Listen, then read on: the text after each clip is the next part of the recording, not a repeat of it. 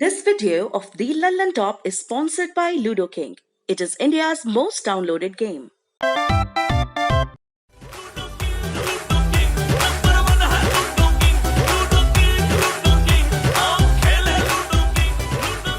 हाय दोस्तों, मैं Vikas Singh and family and friends का नंबर 1 गेम लूडो किंग अभी डाउनलोड कीजिए।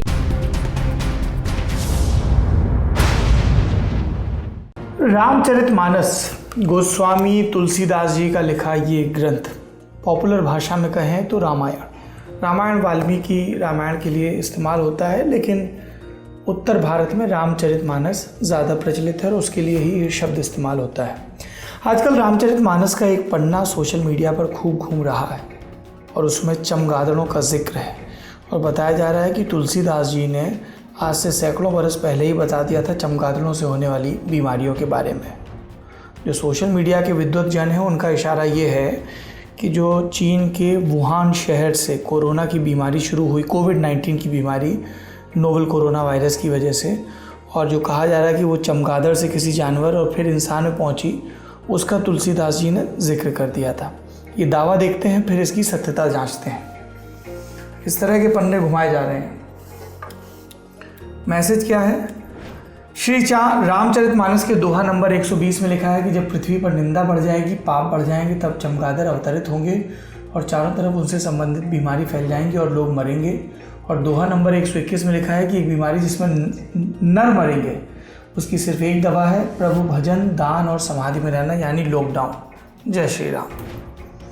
इसे कई लोगों ने फेसबुक, ट्विटर वगैरह पे शेयर किया। जैसे ये कोई संजय हिंदुस्तानी है, उन्होंने भी यही बात शेयर की। हमने चेक करना शुरू किया। रामचरितमानस की गीता प्रेस गोरखपुर से छपी प्रति निकाली। उत्तर कांड में ये दोहा है। रामचरितमानस के उत्तर कांड में क्या है दोहा?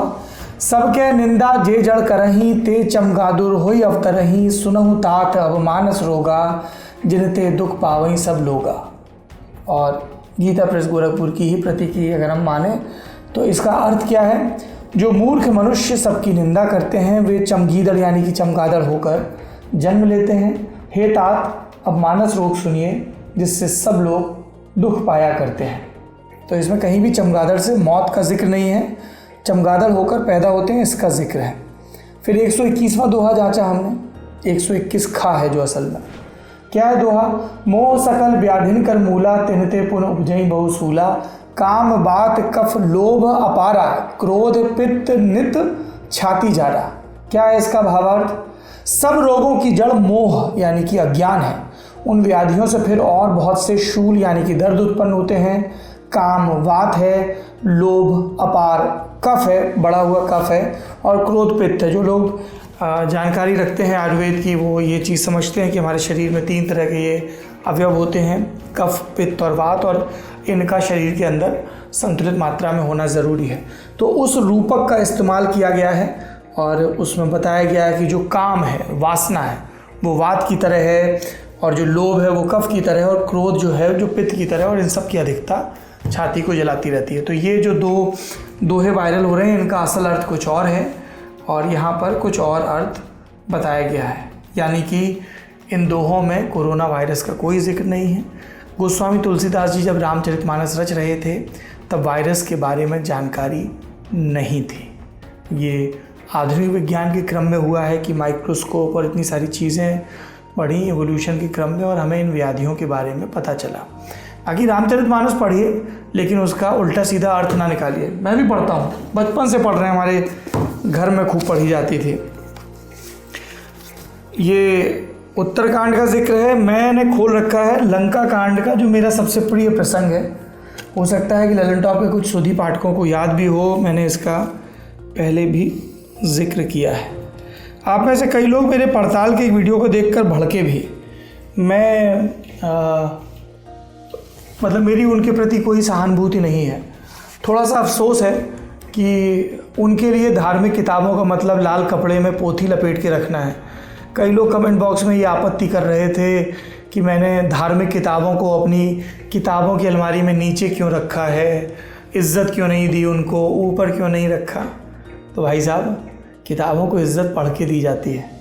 आप किताबों की अलमारी में उन्हें सबसे ऊपर रखते हैं या सबसे नीचे रखते हैं, इससे किताबों को फ़र्क नहीं पड़ता है।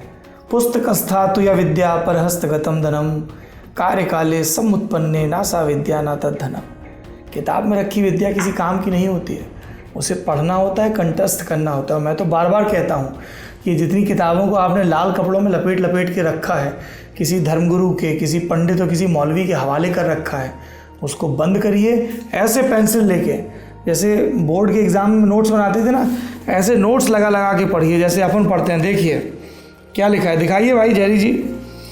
ये प्रसंग है लंका कांड का, जब राम रावण का युद्ध हो रहा है। तब विभीषण बोल रहे हैं, क्या बोल रहे हैं?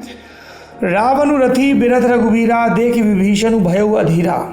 कि रावण तो रथ पर हैं और रघुवीर यानी कि भगवान राम बिरथ हैं, बिना रथ के हैं। और ये देख के विभीषण परेशान हो गया। अधिक प्रीति मन भा संदेहा, बंदी चरण के सहित सनेहा। इतना प्यार है राम जी से कि संदेह हो गया। नाथ न रथ तही तनपद त्राना, के विद जितब वीर बलवाना। कैसे जीतेंगे?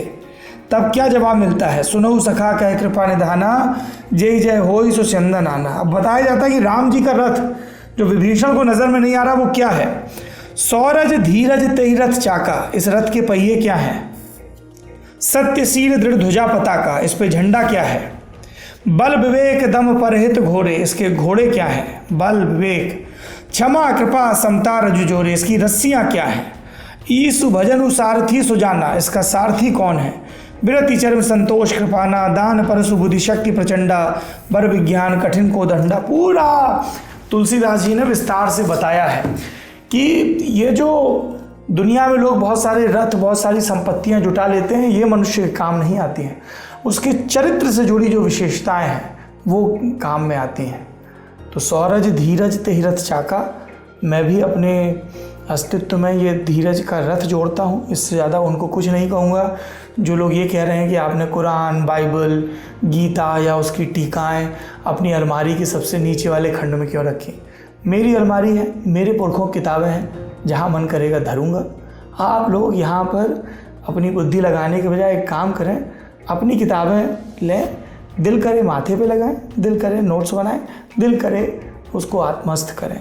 पढ़ें ज़रूर, पढ़ेंगे तो इस तरीके के कुतर्कों से बचेंगे। आप देख रहे हैं लल्लन टॉप।